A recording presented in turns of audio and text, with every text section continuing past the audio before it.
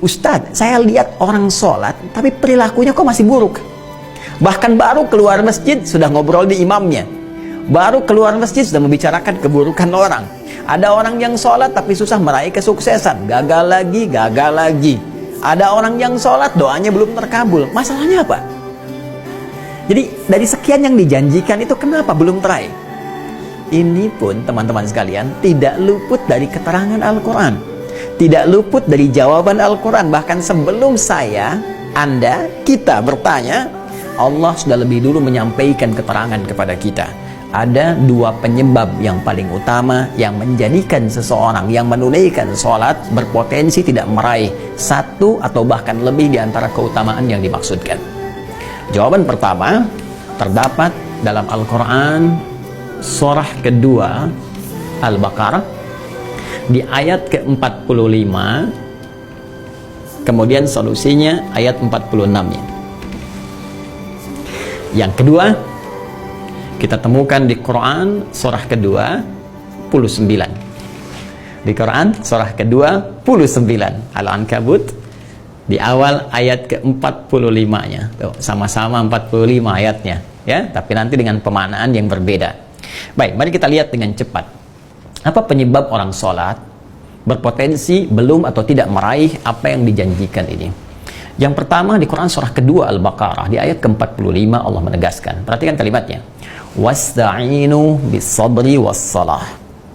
Dan jika engkau punya persoalan dalam kehidupan, terima dengan sabar, itu untuk meningkatkan kualitas hidupmu, dan dengan itu kemudian kau bawa dalam sholat, mintakan solusi kepada Allah. Wassalah, tunaikan sholat, minta solusi kepada Allah. Wa innaha lakabiratun illa 'alal khashi'in. Namun penting kau sadari, sholat itu tidak mudah engkau lakukan. Awas, hati-hati tuh. Ya, ketika Allah menyandingkan sabar dengan sholat dan membandingkan keduanya, ternyata tingkat kesulitan menunaikan sholat itu lebih dibandingkan dengan sabar. Hati-hati. Artinya kalau orang tidak sabar menunaikan sholat, orang tidak serius menunaikan sholat, itu sulit kemudian akan menunaikannya dengan sempurna. Jadi lebih mudah dalam bandingan Al-Quran, lebih mudah kita belajar berikhtiar untuk sabar dibandingkan kita menyempurnakan untuk menunaikan sholat dengan baik. Kalau kita tidak serius. Nah, tapi Allah tidak berhenti sampai situ. Supaya Anda tidak bertanya, kalau begitu, kalau sholatnya berat, kenapa kita diminta menunaikan? Hei, belum selesai ayatnya. Allah berikan jalan supaya sholat ini mudah ditunaikan oleh kita. Tapi kalau Anda nggak ikuti jalannya, tetap akan sulit bagi Anda. Jelas, seperti Anda nggak tahu ilmu sabar. Karena nggak tahu ilmu sabar, susah bersabar. Nggak tahu ilmu sholat, ya susah sholat dengan baik.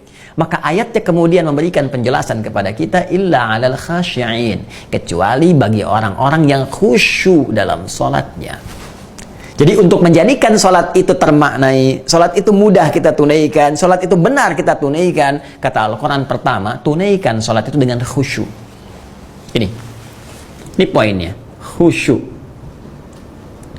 Jadi kalau kita ingin meraih keutamaan-keutamaan ini yang dijanjikan, hal-hal yang tadi dimaksudkan, maka syarat pertama kata Allah, tunaikan dengan khusyuk. Kalau nggak khusyuk jadi berat sholatnya. Kalau nggak khusyuk jadi beban sholatnya. Jangankan saat menunaikan sholat, saat dengar azan pun jadi seakan beban. Suara apa ini? Ini kok panggilan tiap hari datang terus? Ya Allah, iman Anda di mana, Cepi?